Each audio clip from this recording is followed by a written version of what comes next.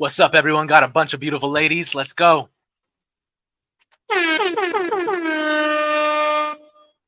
All right. We are live. What's going on, everyone? Welcome to the Purple Pill Pod, episode 100. It's insane that we have gotten this far. Super excited. It's funny because I was actually thinking about it the other day.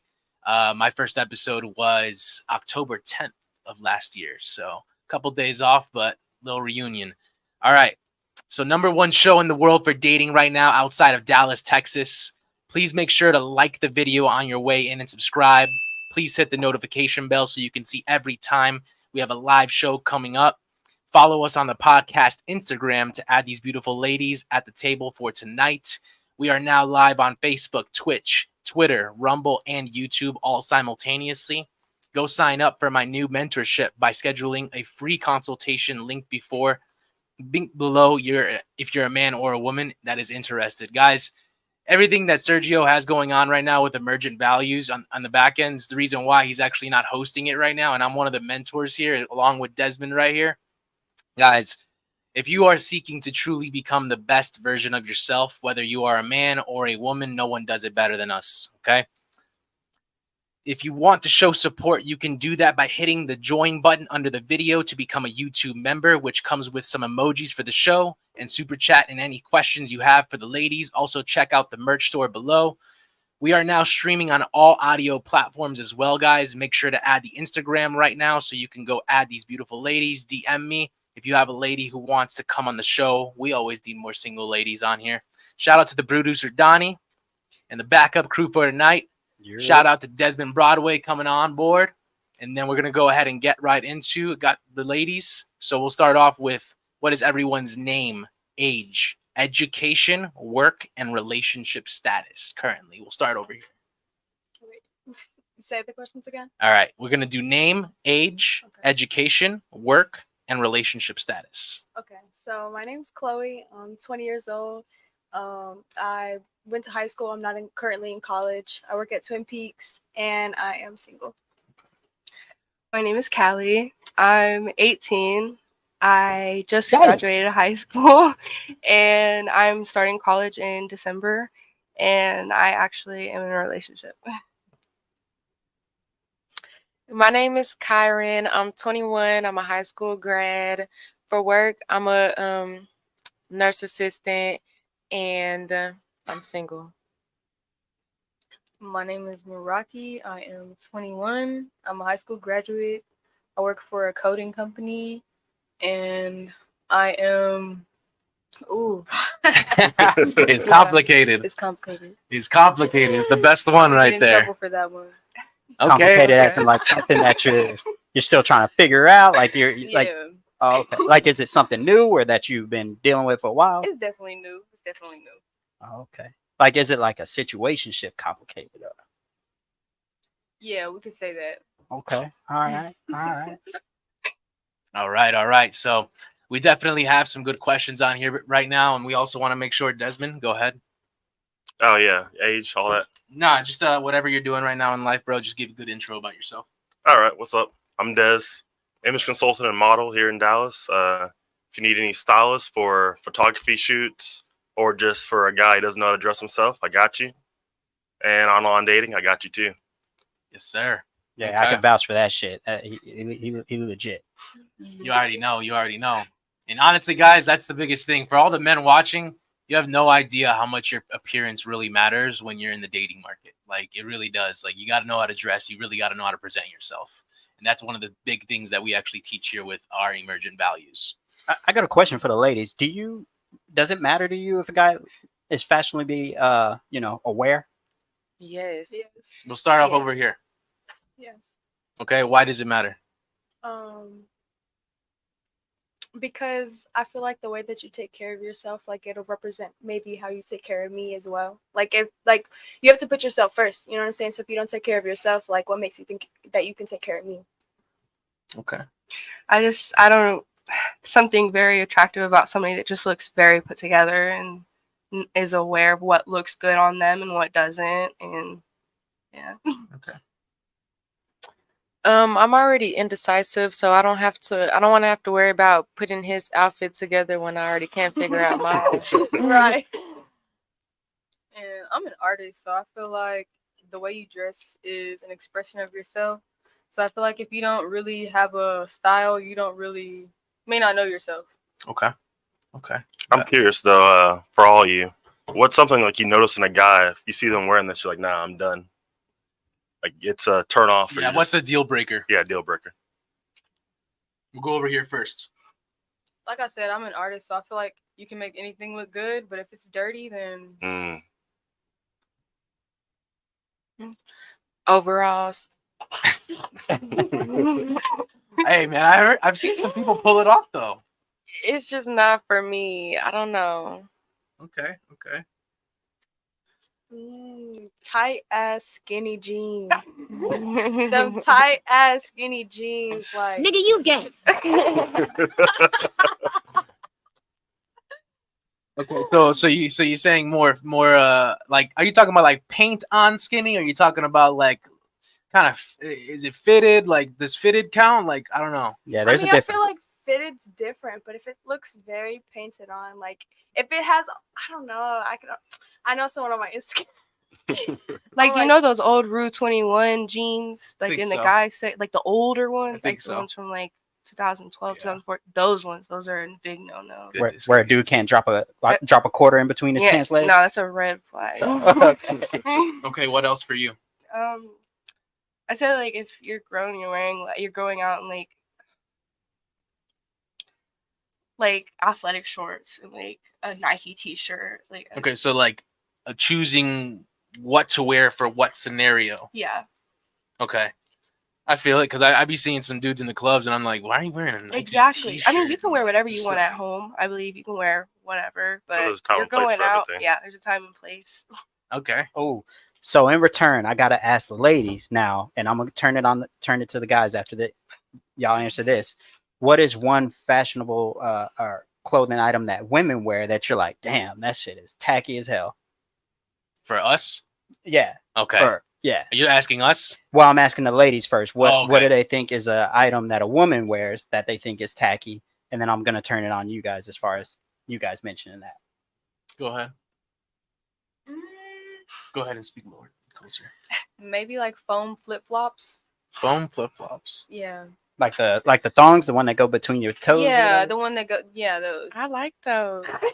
I don't wear those. They're cheap ones? No. Yes, from Walmart. They're not too shabby. I say one thing we need to stop wearing is lingerie in public. That is tacky. Yeah, True. like when you have like nothing but like stars over your nips. Or like I don't like the Exactly. lace corset shirt top. That's undergarment. I don't All know. right. By y'all.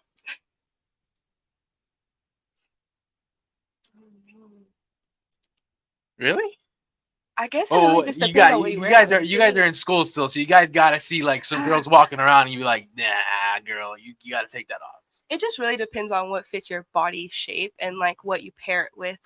Especially being a girl, like I don't know, I feel like there's so many different ways we can work with an outfit compared to y'all. No offense, but it's just really what you do with what you have on. So you said body shape. You talking about like fat hoes with yoga pants on? I mean, it's like me, like I'm bigger frame, so there's certain clothes I avoid wearing because I know they don't look good on my body shape personally, but I know they'd look good on somebody else, you know? Okay. Just avoid that for Actually, me. with that being said, do y'all believe that women are honest with each other when it comes to stuff like that?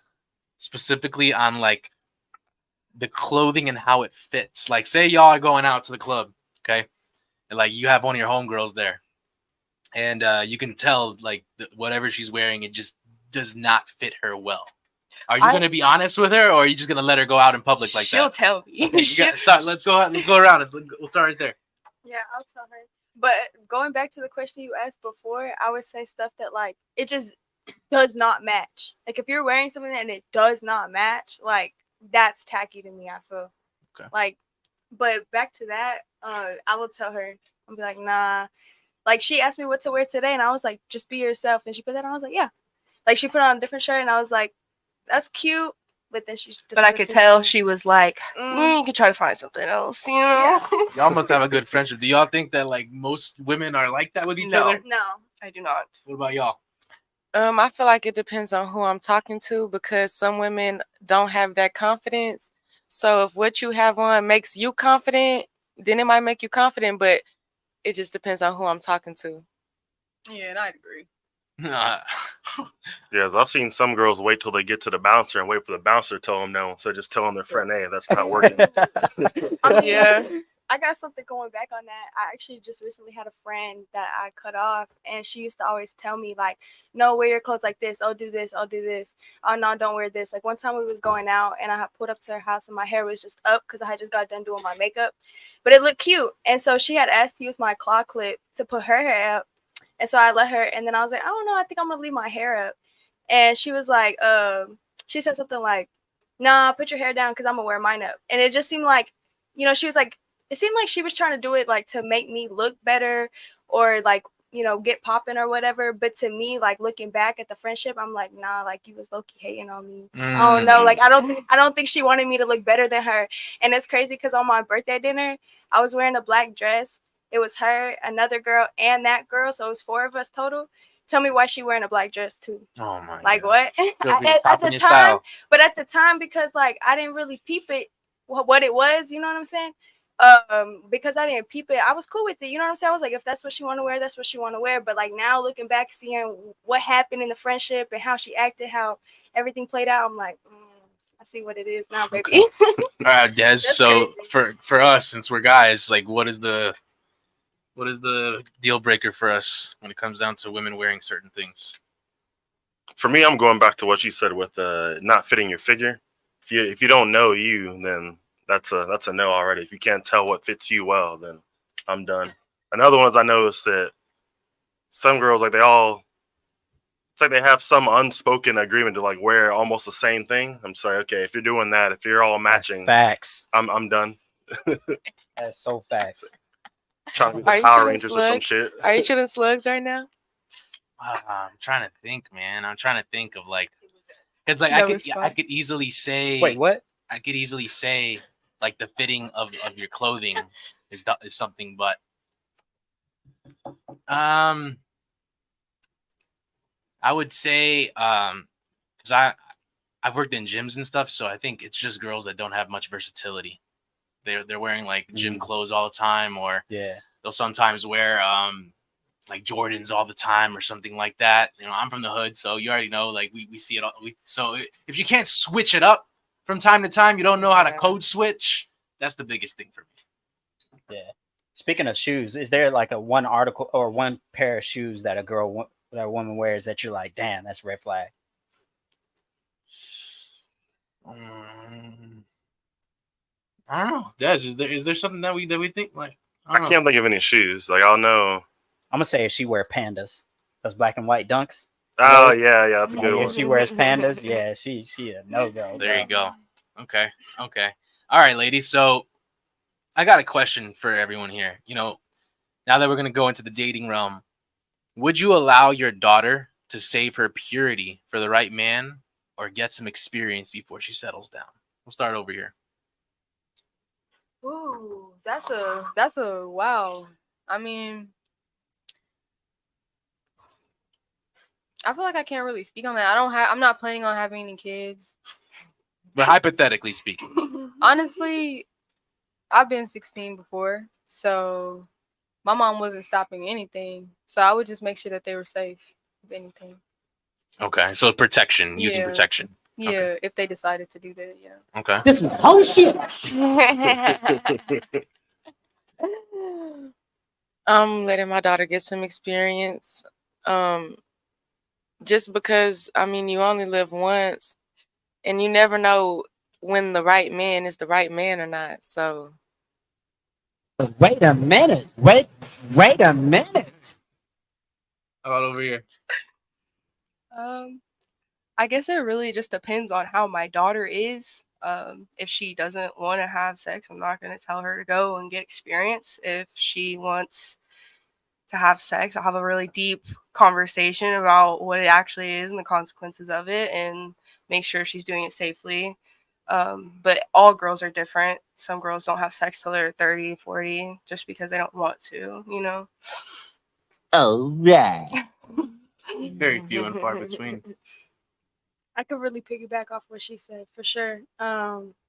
Like I guess it just depends on who they are, because I feel like as a parent it's kind of like you're meant to guide them in a way, like to teach them. And so I guess it's just like also piggybacking off their personality and who they are. Like if they get in trouble in school, like they might be more prone to like go have sex, you know what I'm saying? But if they're not like that, there's kids that just read books all the time. They don't go out there, or not like socially. They're not social, you know what I'm saying? So like then I would maybe suggest to be pure until then. You just never know. Okay, but what if y'all had a daughter that you knew just she's getting lots of attention from young little boys like her age? I mean, just have a deep talk with her and explain that guys are gonna be physical. That's just the way they are. 'Cause they're very. If she wants to do something, put it clear, she's gonna do it. Whether she's doing it and I know about it, or she's doing it behind my back, she's gonna be doing it. So it really just depends on how you parent them and the talk that you have with them, and Just bring your awareness. relationship with them. Yeah, you have to really just let them be open with you about things so that they do come to you with situations like that. And I think it starts from like early childhood, like how very beginning, like swear to God, very beginning, how you talk around your child when they're 1, 2, 3, because from the ages of 0 to 7 is when your subconscious mind is formed. And so if you're talking like dirty or you're cussing all the time, like I feel like just to be a little more aware, and it'll also shape who they are and their personality and the things that are in their mind, because there's still stuff that I'm dealing with since I was a kid that I realize now. Okay, so what's worse, men having an issue with women's body count or men wanting to have sex with multiple women? And you can't say both. I'll start over here. Say it one more time. What's worse, men having an issue with women's body count or men wanting to have sex with multiple women? Can't say both. I feel like it's worse to worry about a woman's body count, because if you're going to be out here doing whatever, you know what I'm saying? So why are you going to worry about me when you're over here fucking 30 people and I have 6 bodies? You know what I'm saying? She got 6 bodies and you got 30. You know what I'm saying? They're still going to do what they want at the end of the day. Again, I just feel like it's the kind of person you are. Like, if you're talking about a girl's body count, I don't feel like it's right if you're out here having sex with a whole bunch of women. You're doing the same thing, you're just a different sex. But if you want somebody who is inexperienced and you're inexperienced as well, I can completely understand that. Okay. I feel like it's worse. What was the second one? Men wanting to have sex with multiple women. Yes, I feel like that's worse because at the end of the day, I don't mind sharing my body count. Yeah, you shouldn't have sex with multiple people at the same time. That's just gross. Okay. Honestly, I'd agree with. I'm sorry, what was your name? Callie. I'd agree with Callie on that one. Okay, but who has an easier time racking up a body count, ladies? Guys. So y'all don't care about that? Wait. No, like question, like for real. Like who has an easier time racking up a body Women. count, and also as like Honestly, starting from let's Dudes. say both are starting at 15. Let's say both a boy and a little girl starting at 15. Who has the ability to rack up a higher body count? I feel like young girls get more emotionally attached, especially at a younger age, because you want that love and affection that you see on TV or that you think your parents have. So at a young age, we already start getting those relationships and trying to hold guys down. We don't worry about having hoes and 1 and 2 and 3 guys at a time. Guys are already on that type of time. So our body counts really remain low for quite a bit of time, and they're racking it up. I would worry about that more than him worried about my body count.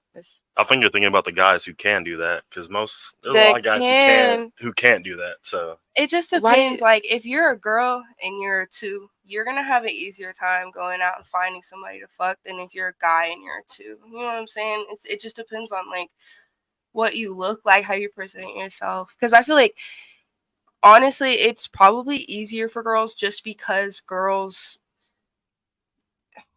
a lot of guys are always looking for sex. That And then, pussy got power. yeah, if you're a girl and you're I good mean- looking, you can go out and probably find anyone single. And I agree with that 100%, but it's the same with guys. It's so many insecure women who can't get anything, so they're gonna go for any guy they can get. I feel like it's both ways. Okay, but most of y'all are still in high school, right? No, No, we're all you graduated. guys just graduated. Yeah. Okay, but while you were in high school, y'all saw guys your age.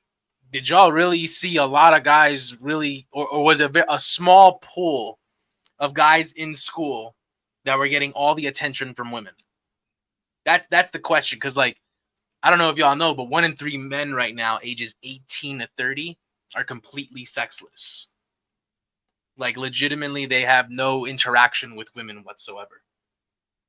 So But there's lots of women the same way by choice, not because they can't. But the guys, it's not by choice.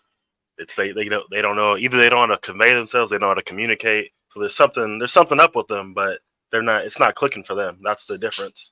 With the girls, they're like, nah, like I want someone. I want the right guy. The guys like, I just want someone, because they can't get anyone. They can't even get someone who's not worth their time. let's just say this: whose experience matters more, a woman's or a man's? Especially when it comes down to the bedroom. Woman. Whose experience matters more? Nah. I don't think either one. Start over here. I couldn't tell you. I need a minute. I would say neither one. So y'all are saying that y'all want to lead the bedroom? The man, his experience matters more because he's the one that needs to be leading.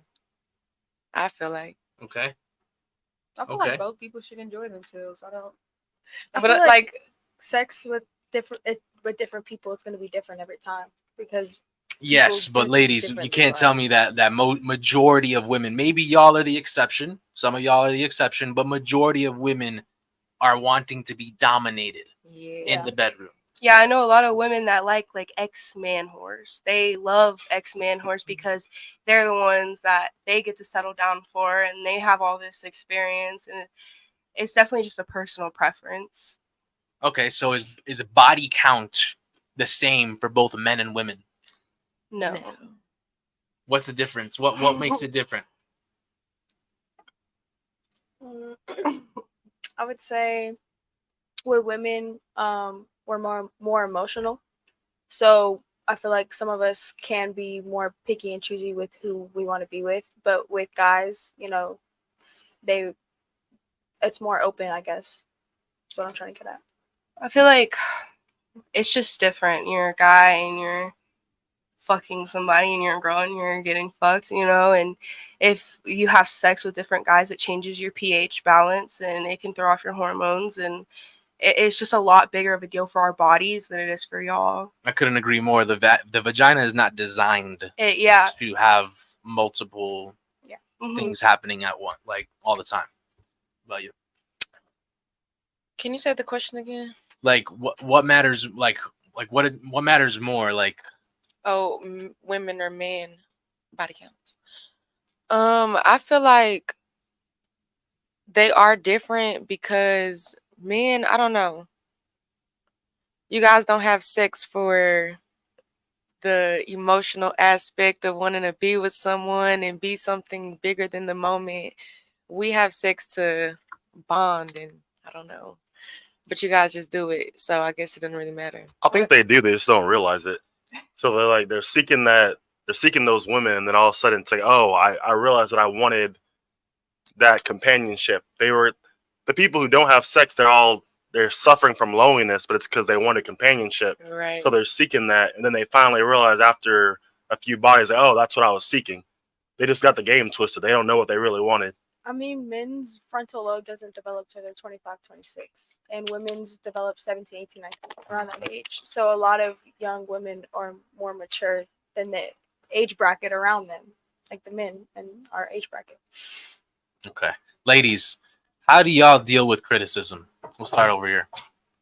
I can be a little salty sometimes, but I try to take it in. I deal with it really well, and I don't do anything wrong. Wait, what? So you're in Is it. that how criticism works?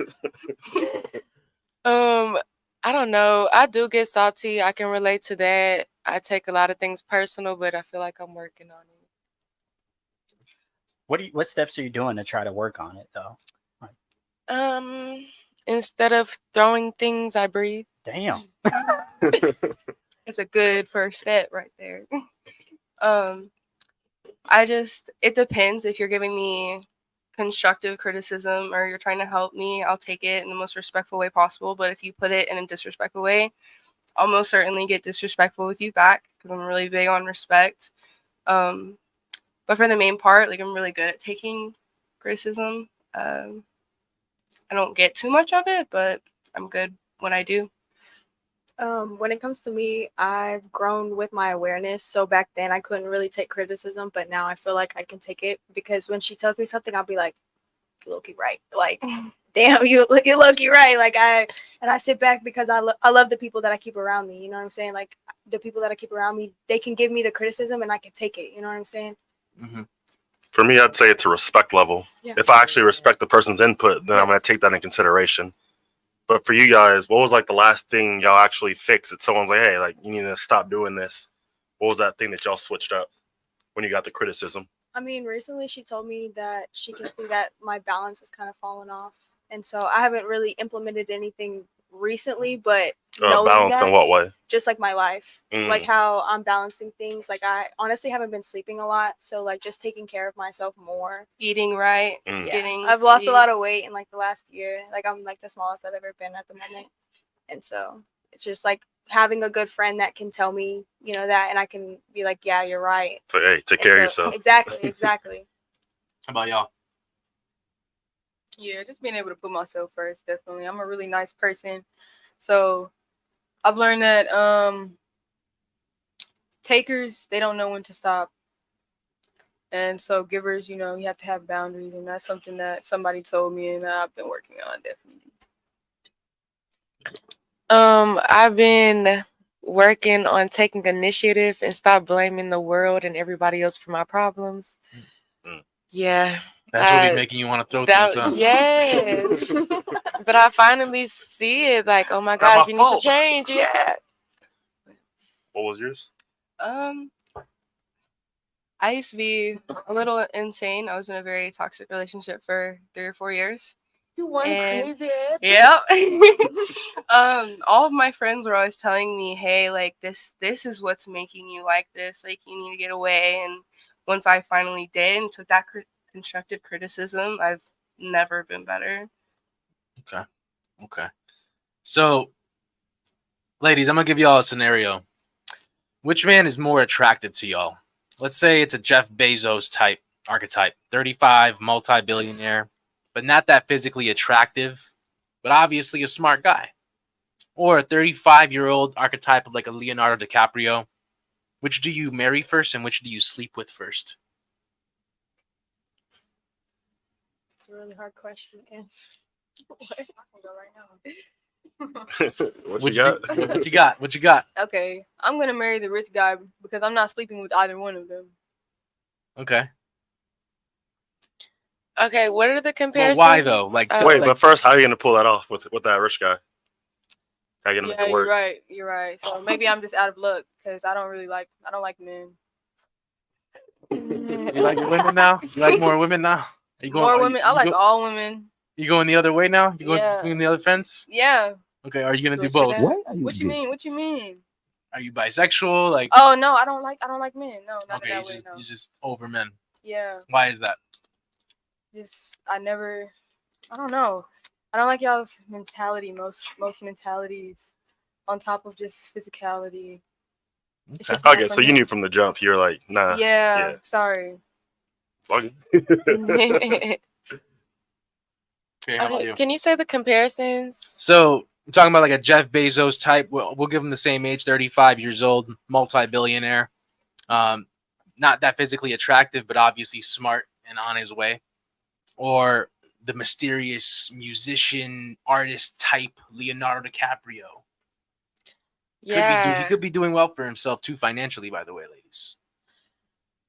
I'm still going with Jeff because the most attractive thing about a man is his intellect. And I feel like there's a lot of things he could teach me. Teach you how to take accountability. That too. I say I'd probably marry a young Leo just because when men are young, they have a lot of potential. You never know what a man's gonna grow into. If he's young, RC, more music type, I feel like we connect deeper on a deeper level. I also don't like rich men because I believe 99% of rich men cheat. I don't know what it is, but it's a. Do you think it's 100% just rich men, or do you think it's just men in general? Rich men with a high standard. So like NBA players, which are rich, NFL players, most of them cheat. Okay. Is this based off of your experience, like people that might be in your DMs? No, or it's something, or- a lot of the women, a lot of women that have married into rich men they're honestly okay. A lot of them are okay with their guys sleeping around because they're stable. They're in the right. Taken care of. So you're saying that if you had that same situation, you still wouldn't be okay with it? No. Why is that? Because I believe marriage is a lot deeper than what it's portrayed as nowadays. I don't want to marry somebody for their money or, I'd like for us to have a really deep connection, and I just don't focus on the money aspect of it too much. For the potential part, how long are you waiting for like their potential to rise? I mean, if you're a 35-year-old and you're like a loser, or like you don't have anything going or you're not trying, it's all about trying. I feel like if you're not taking any steps to better yourself, then I'm going to leave immediately because you're already 35 and you should already be starting to think. We'll come back to that. Can you say the question again? Sorry. Yeah, just obviously the archetypes of the men who you marry. Who do you sleep with first? It's just like, I guess like to me it's like who I am at that time. You know what I'm saying? But kind of picking back off of her, like I crave deep connection. So But if you were gonna bank on one long term,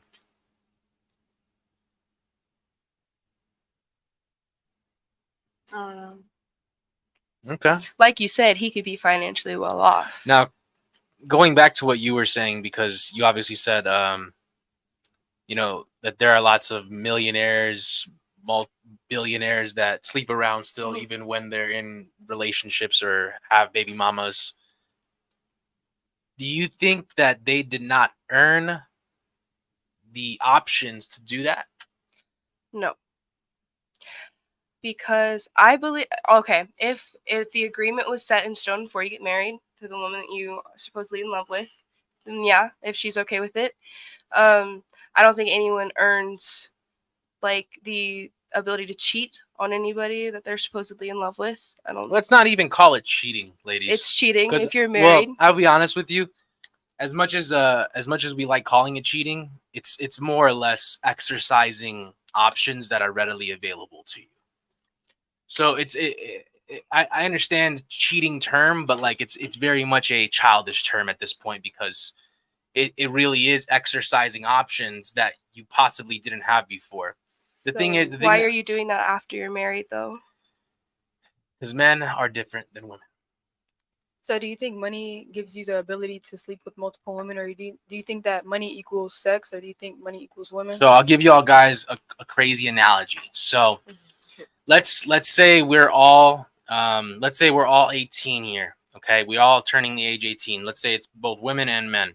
Okay, and they're going into a candy store. Okay, and this candy store has so many options. It's got chocolate. It's got sour candy. It's got a lot of lollipops. It's got a lot of different things that you can choose from. Okay, but at age 18, women are allowed in there, and you can go ahead and do whatever you'd like for as long as you'd like. The caveat is that the men have to wait till 30 and above. What do you think is gonna take place when the men are just seeing the women in there going rambunctious? Oh my God, let me go ahead and try this candy. Let me go ahead and try that. Okay, let me go ahead and see what that's about. And then the men have been waiting and waiting and waiting. They finally get their chance. You just think that they're gonna choose one piece of chocolate? Why are the men waiting? I know a lot of because guys they that have are- no options. We just went over this. 1 in 3 men right now are completely sexless. They have no interaction with women. That means every 1 in 3 men that you see, aside from this studio, because I would say our boys do pretty well for themselves, but 1 in 3 men that you legitimately see out there walking around, you go in the club tonight, okay? You're gonna see that, yeah, 1 in 3 men are completely sexless. Doesn't matter if they're out in the market, they ain't taking anyone home. And I'd agree. That's why parties are cheaper for women because they want more women to come. But I also wouldn't compare women to a piece of chocolate. that you It's can just an purchase in the analogy. store. It's an It's an analogy. analogy. But I'd say this is the only thing that you and I differ on. I'd say it's cool if you do it as long as there's communication. Mhm. So as long as you're like, hey, like this is what I want to do. If she's not cool with it, then it's No, done. I completely Exactly. agree with that. Yeah, I okay. don't believe that a man should lie about it. Okay, so as long as you're I like don't- communicating, I don't believe I don't believe that a man should lie about it. This is the thing though too. Ladies, y'all say that you want the truth, but can you handle the truth? Yes. Yeah. If you No, know like it. for real, like really dig deep into this. Like, can y'all really handle the truth? Can y'all handle your dream male archetype telling you, hey, look, what we're doing here, it's really fun. I really enjoy it. I enjoy your company. I really enjoy sex with you. But at the end of the day, even if we're committed and you want to be in a relationship with me, I still have other options right now that I'm going to exercise. I mean, I feel like him wanting to exercise other options would be a problem. But if it's more so a desire, I feel like it depends on what age in my life that I'm in. Because I feel like, say, maybe 40 years old, if my husband is paying money to sleep around with younger women, et cetera, they're doing something that I clearly can't do no more. And if you're taking care of X, Y, and Z, making me happy, do Yeah, what you let's just want. say y'all are completely being taken care of. Everything's Gucci. Y'all don't got to worry about anything financially. He's out there in the world making the bread, making connections, doing his thing. But ever so often, there's some girl that comes around and she wants a little taste. Nah, I'll be that's honest with y'all. Normally, it's not even sought out after like those types of men that y'all are talking about. We're not hunting for anything anymore. We're the ones being hunted. Do y'all understand? Okay? Like at the end of the day, this is the difference between men and women. Who breaks up? Let's just say this. Who would break up the house more? A woman sleeping around while being married, or a man exercising his options? A woman. a woman. But like you said earlier, it's different with men having sex than it is for women. But I also feel like it comes down to a man's self-control. But the fact that you guys just admitted that women will break up the house, let's say y'all have beautiful family, children, beautiful home, everything taken care of.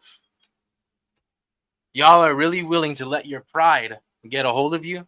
I thought Just you to- meant like if the circumstances, if we cheated, like what would be dealt with more. Like I feel like more women stand their men cheating than men stand their women cheating, Absolutely. just because it's completely different. for a I'd woman say to that have men sex. say it's cheaper to keep her. No, That's definitely a saying for a reason. It costs a lot to get divorced. I've just heard of a lot of men going crazy for finding out that men have slept with their wives. It's just a big difference. Yeah, but going crazy and actually breaking everything up Yeah. is two different things. That's If you true. go crazy, you're most likely breaking everything up. Actually, it's not that certain. Who initiates more divorces, men or women? Women. Over 75% of divorces are initiated by women today. And it goes up to 90% if she's college educated. So I want to bring something back as far as like I know we kept saying the word cheating, and going back to the initial scenario, Callie. I know that you mentioned like there's a lot of NFL players, NBA players that are out here cheating on their wives, Mhm. sleeping around, but their wives are okay with it because they are actually stable. That's why you don't hear about it too much, because I think So- going a back lot from of that real girls- quick, that's not even cheating. Then if they're okay with it, it's Exactly. not cheating. Right. Exactly. So that's why I want to take away the word cheating, because it's not cheating if there's an agreement. So going back to what Julian just actually mentioned, like, hey, he sits you down and says, hey, y'all are married, y'all have kids, and he says he wants to exercise his options. So I got a quick question for you, each of you. I want to know, what is like your dream guy? What is his height, his income, and as well age range that you would even take him serious? That you'd be like, hey, I'm not looking at this as like a little fling. I'm not looking at this as we are dating. I'm looking at this as this could be long term. And we can start with left side of the table here. I guess I would say it depends on like what age I am, because right now, honestly, I'm not even like looking for that, so it's not even like a thought in my head to think about. But I do, when it comes to relationships, I see it a lot differently. I know that I'll find somebody that I'll have that deep connection with, and like she said, I don't really care about like the money. Like, it's deeper to me because we're creating a life together. I believe that sex is meant to be with one person and one person only. You're not supposed to be sleeping around, because sex is an energy transfer. And so if you're fucking everybody and everyone's fucking everybody, then it's just But one what if the big vibe ass. was right? It's just a big What if mess. the vibe was right? And There's a lot of what that's if. why our generation is the way that it is, because everyone's sleeping with each other. So everyone's sad, everyone's depressed, everyone's using drugs and alcohol and going out and partying and doing all these things to avoid their problems. And so if you keep passing that around by transferring energy and having sex with everyone, everyone's feeling that way. And that's why our world is the way that it is. And I'm going to be the change in the world. I don't want to do that. So back Like, to the question. There has to what's the be question? something that is your dream guy, you know, and I maybe mean, because you are young, you're to not thinking me- about that. to But me, it's kind of like I'll know when I find it. You know what I'm saying? Like, yes, I want him to be taller than me. I'm 5'9", so you know, all right, that's a start. 6 to 5, 6 feet to 6'5" or even higher That's a start. is nice. Mhm. You know, I do. Do you care I if he don't- lives in his mother's basement or on his own? I has do his own care. car? I do care. Yes, you need to Alright. be financially stable, so I know that you can provide for me. Because if you expect me to be submissive, I can't be submissive if I feel like you can't provide or protect me, Right. He can't be a. or be there He's a for my brokey. emotional. He can't be broke. Right, or be there for my emotional needs. And that Alright. kind of goes back to like one of the questions of like hygiene, or how he dresses, like how he carries himself. Like, it'll show kind of how he'll treat you in a way. All right. I gotta wrangle you back in. So we got the height, about 6'5", 6'5". You Yeah. said. All right, and he can't be broke. He's got to have his own car, got to have his own place, has to have some kind of way to take care of you. So he has to meet a minimum amount to do that. What would that be? Would that be 50K? Would that annually? Would that be 100K annually? 150, 200,000? Like, what does that look like to you? $500,000 would be cool. $500,000? Okay, all right, cool, good. All right, Callie. So 500,000 annually. All right, I'd say just taller than me, because like she said, I am very tall. how tall are you? I'm 5'10". 5'10". So if he's Yeah. 5'11", is that going to do it? Yeah, 6 foot, 5'11", maybe not 6 foot through like 6'5", 6'6". Just has a good head on his shoulders, smart, cares about everybody around him, good looking. It goes a long way, but it doesn't go all the way, you know. And I'd say about 150 to 200,000 a year will do, just because when you break it down monthly, it's a decent amount. But when we get older, you're gonna need more than that, because it is very expensive to live in the economy now. So I'd say around 3-4 eventually. All right, cool. How about you? My dream guy, I say about 5'11", 6 foot. What are the other questions? 5'11", 6 foot. So let's Yeah. just say 6 foot, because 6 foot. so is minimum annual income. Minimum, I'll say about 85K in our 30s. 85K in your 30s, and you're 21. You said. Yeah. Like right now, you want him to be 30 years old, making 85K. Oh, Because I mean, by the time, let's say like 30s, 10 years from now, if he's making 85K. no, I thought you meant from me, like right now. Yeah, if right I now. was 30, that's my dream guy. But no, if I was dating a dude right now, Yep. I would want him to be making minimum, I say 75. 75. Okay. minimum. And real quick, I want to go back to Chloe and Callie before we go on to our next lady here. But what would be the age range of the guy that you would take serious right now, though, making, you know, No older than 35. no older than 35? So what would be the least age? The youngest? I mean, if you got it, you got it. So it's like if you 21, you got it like that. Cool, you know what I'm saying? But So someone it kind around of, your age? yeah, it kind of goes back to also like good head on your shoulders. If you are gonna be that young, you need to have a good head on your shoulders because I am very mature and very wise. So Oh. you got to meet me there, type shit. Of course, yeah, you're going to be a lot more mature than a 21-year-old man, for sure. Callie? Well, I have a boyfriend. Like I said, I take him very seriously. He is a year and a half older than me. I am very young, so I don't look for grown men, because I am 18, and a lot of grown-ass men that are looking for a relationship with me are not going to be the kind of man that I want to be with. Yeah. All right. So, Cool. Yeah, I forgot you're in a relationship. yeah. Cool. All right, we can go back to our last guest. I think that all women just look to be protected, stable, and understood. So anything that comes along with that, whether it be financially, mentally, just someone who's confident in themselves and who can protect them. You know. You have any Yeah. specifics? Any specifics? Like, what I would- mean, I know you don't like men, but what would you say like is the most that most women would probably want if you were to guess? The minimum height and then income. like I said, what comes along with protection? Someone that's maybe taller than you. All right. Someone that's again that has money, financially stable, Cool. and yeah. All right. Cool. So, I'll just go off the stats off of the first three that actually told us their dream guy. So, going back to what Julian actually mentioned, he said 1 in 3 men between the ages of 18 and 30 are actually sexist.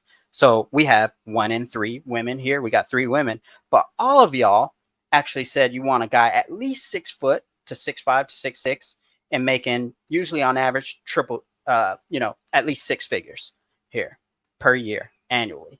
So you automatically omitted 66% of the men, even more, by those standards alone. So if most of y'all are actually thinking that, this is how most women actually think in the world.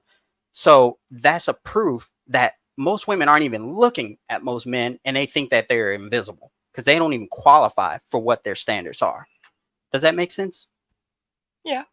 So going back to what Julian was also mentioning as far as men with options, these guys that are 6'5", 6'6", that's making 6 figures a year, maybe even up to like, let's say $150,000, $500,000.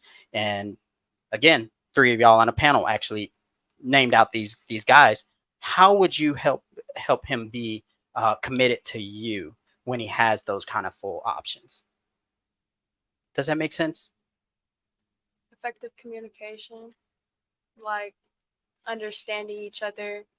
If you have a bad day, like communicate that. Like, I'm the type of person where if you're having a bad day, like, what can I do? What can I do? Like, she's having a bad day or something's going on with her. I'm like, what can I do? You need a hug, or you need some food, or what you want. So it's like, it's just communication when it comes to that. And don't get me wrong, we're not condoning men that cheat or anything like that. But just to give you guys a physical, something to picture and think that you're not the only one that's looking for this type of man, this archetype of a man. So it is a lot to sit there and say that, oh yeah, he should not cheat. Yeah, of course we would agree with that. Every woman wants the same dude. Every woman is chasing after him. He's got so many options. And I think the problem is whenever women don't have that self-reflection and thinking, oh, I can always do something better for my man to retain him, you're gonna fucking lose his attention. Or I think you have to stand out. I feel like it's important to get a little creative sometimes and show him what makes you different as a woman. With that being said, ladies, how do y'all keep a man? We'll start right here.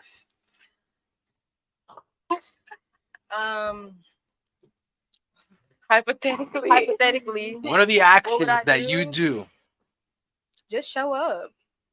Just show up. Show up. Be the partner that you're supposed to be. Like, if you know that he's at work all day, make him something to eat. If you're chilling at the house, make him something to eat. Make sure the house is clean. I feel like it's an equal thing. Or I mean, not all the time. Of course, it's not going to be 50-50, but show up for your man and give him what he needs. Okay, so cook, clean. If that's what y'all do.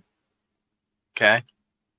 But let's just say this you're really trying to make sure that Extra you're the special. one that he picks. I'm just gonna be myself, and if we agree and he comes to me, he talks to me, he says I have other options and that's what I want to do, and I respect that, then that's what he can do. But I'm not gonna. Of course, I wanna do things and go out of my way. But if that's not enough, and I'm trying my hardest, then what else can I do? Okay. This is a good question. I just feel like, I don't know, I just get creative. If I really like a guy, I'm going to show him why he should choose me. I'm going to make sure if we're going out in public, I want to look the best. I want to have the best outfit on. I want to cook for him. I write love letters. I draw. I'm going to show him, like, is anybody else doing this? Okay, so you're the all-in type. Yeah. Okay. Okay, how about over here? You're talking about like settling down in the future. Just in general, let's just say this is a man that has an abundance of choice. He's doing really well for himself. He's constantly busy. But you're seeking his attention. You're wanting something long term. How do you show that you want to keep him? By meeting him halfway. I mean, I believe men and women have two completely different roles in a relationship, and men are more providers and women are more nurturers and take care of what I need to take care of. If like I have a house with him and I don't work and he works, to make sure I get everything at home done by the time he comes home, make sure he has something to eat, make sure his laundry is done. You know, if he's providing for me, I'll provide for him mentally and physically. Okay. I'm so sorry. Can you repeat the question? How do you keep the man that you legitimately like? Damn, like I want this guy. Well, I mean, for starters, I'm gonna be authentically myself, and as a woman, standing in my feminine power, I believe that like I'll receive. I won't have to chase this man. You know what I'm saying? And then, if I'm like, okay, you know, and I like what I see, I like the treatment, everything, and then So you don't think that you have to compete for his love, attention, time, resources? if I'm really the one that he wants to be with, and I also believe that the men should be more in love with the women than the women be in love with the men. That's really one of the only ways that a relationship will work out if the man is more in love with the woman. But I feel like you have to give him something to chase. That's actually not that true, because the more and more that the man is just continuously trying to show the girl love. I mean, like, No, what I'm saying is that at the end of the day, it's basically simping, and inevitably, y'all get tired of that. I think it should either be equal or the woman should want you more. I mean, I'm saying like more so like in the beginning, I have to really see that you really want me. You know what I'm saying? And then I'll nurture. I've been in a situation where I've done that. You know what I'm saying? Where he wanted me more, and I see that and I like what I'm seeing. So then I'm gonna give back. You know what I'm saying? I'm gonna do what I need to do. But what if it's someone worth it and they don't see that you want them? Say that one more time. What if it's someone who's worth it, but they don't see that you actually want them too? So they're putting that effort, but then you take too long, or you don't put in that effort too. And they're like, oh, no, I'm done. I don't know. You're like, fuck it. Y'all definitely mentioned a lot of actionable things, but I would say that those aren't the reasons why you're gonna keep a man of high status. Those are a couple of things, but the thing is, ladies, is that men require peace. Men require, like, once the busyness of the day is finally done, are you going to make it worse by the time you get home? By the time he gets home, are you going to create problems unnecessarily? That's the biggest thing. Also, we teach men that you should become the best version of yourself, so that when you do start having the options available, you do have girls in your rotation that you have coming around often, that they inevitably ask you to be theirs first. What do y'all think about that? The woman must ask the man for a relationship first, not the other way around. Start right there. I've dated men before, and I've never ever done that. So I don't know. I don't necessarily see a problem with it. I feel like communication is key. Like if you like someone, you should communicate that. Yeah. I'm not shy, so I've done that a couple of times. Okay. How about y'all? I've never personally asked the guy out Yeah, myself. how'd your relationship start off? Like, did he Um, ask you or did you ask him? Were you well- pining more for him or was he pining more for you?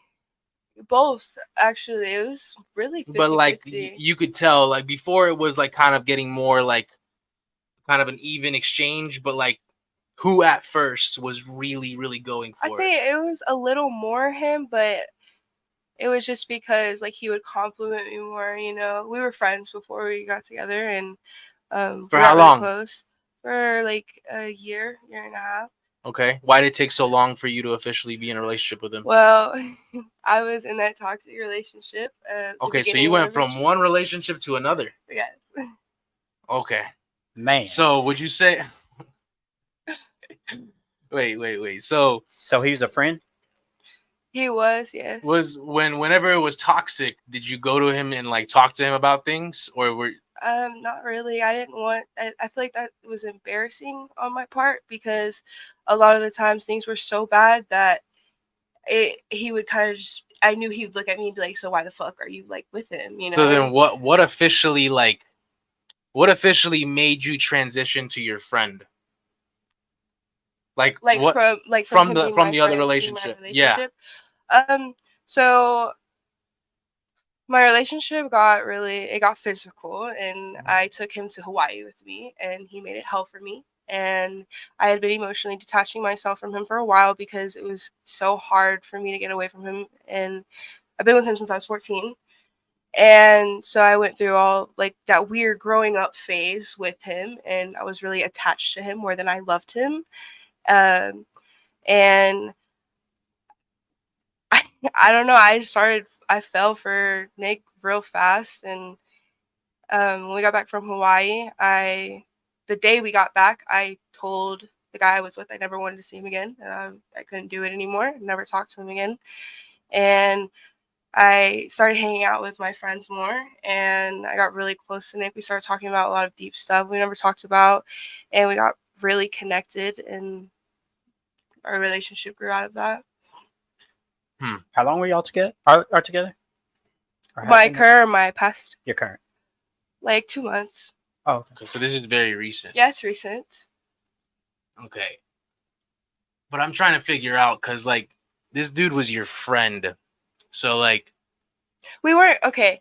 So when I was with old boy, we so were weren't y'all close talking? friends. Were y'all talking already like in the No. middle of your relationship? Mm-mm. Or was it just someone that you eventually just kind of like, okay, I'm just comfortable with you, like, because we've been around each other? We weren't around each other too much until this past, say, 6-7 months. Because he's best friends with one of my best friends. Her name's Stevie, and I was hanging out with him all the time, and I just. You know what's funny is that your timelines make so much sense, because would you say that you were emotionally you were starting to become emotionally unavailable in your 4-year relationship 6-7 months ago? A while ago, he cheated on me in 2021. November of 2021. That killed me. I couldn't get over the fact that he had done, slept with somebody else.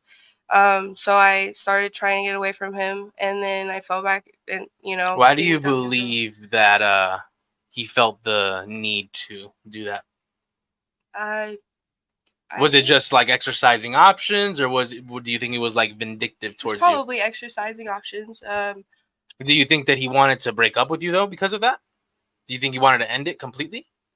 I don't think so. He did not seem like it. He begged for me back for a really long time, and I fell for it. I went back with him, and it wasn't pretty at all. That whole last section of our relationship. So let me ask you a question. You said that your relationship eventually got physical. Uh-huh. what were the scenarios that eventually got it to that being that bad? So we got into an argument 2 days before we went to Hawaii, and it was about, let me remember, something very stupid. Like he scared me when we were driving, and I told him he scared me because he drives really fast, and he was like, no, like it's no big deal. Da, da, da. So I was silent the whole way home. We got home, and then we went into his room. He was being an asshole to me about something, and I was like, can you please just leave me alone? And he was like, you want to be left alone? I'll leave you alone. He like walked out of his room, came back in, started yapping at me about some other shit. And I was like, you know what? I was like, I don't know why you're doing this to me, why I'm not doing enough for you. Like you went and cheated on me. I took you back. It's still not enough. Like, and I should have realized. That's when he was like, oh, I can do whatever. She'll stay, you know? And Did then he do that though? Did he continue to do whatever with like other women and stuff? Mm-mm. Okay. I don't know, but I don't think so. Okay. But that night, I tried to leave his house, and he would not let me. He got in front of me, and so I tried to push through him. He shoved me, and so I ran to his back door. I have the voice memo. I'm screaming at him, and I pushed him, and he turned around. He shoved me. About to go down. Yeah, he turned around. He shoves me, and so I took off running out of his back door, and I ran to a park trail, and I sat at the park for a good 2 hours by myself at 2 a.m, just crying. I didn't know Wow. what to do. So, Dang. yeah, Okay. So then you eventually and that was how long ago? 3 months ago. 3 months ago. Okay. Wow. It's July. Yeah, because normally like women will start checking out emotionally like 6 months, 8 months Mhm. prior to the relationship, and then they make a swift little exchange. So you know, like I said, I mean, at the end of the day, that's funny because like that scenario of him cheating and then him supposedly being actually remorseful. I don't know. Do you think that you like? Do you find yourself being very outspoken? Yes. I voice my opinion when I feel the need to say something, or I feel if somebody's saying is wrong or hateful. Like I'm gonna say something. If somebody disrespects me, I'm definitely gonna say something.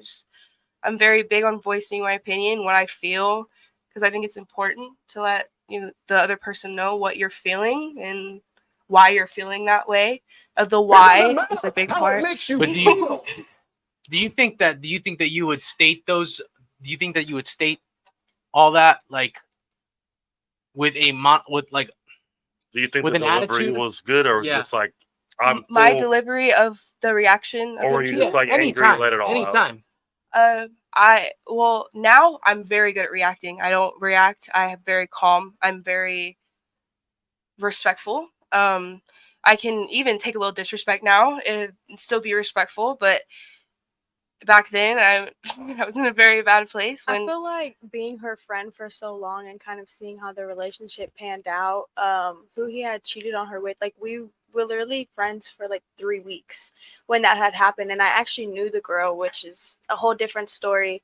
But he just brought out a side of her that just it didn't like I've never seen her get angry the way she would. They'd get on the phone. I have videos of her.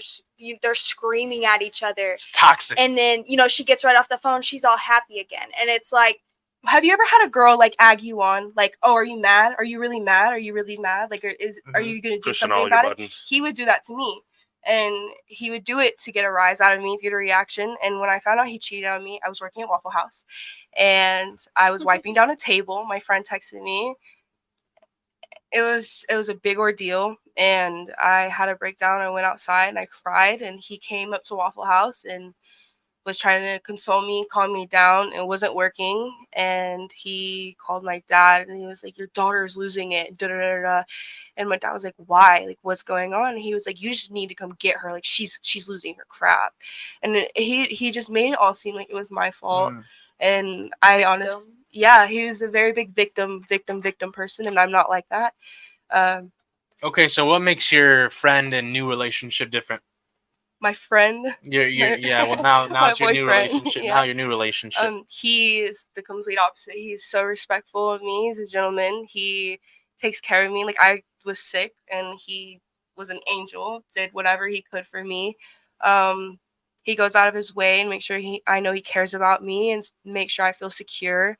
And he's literally just,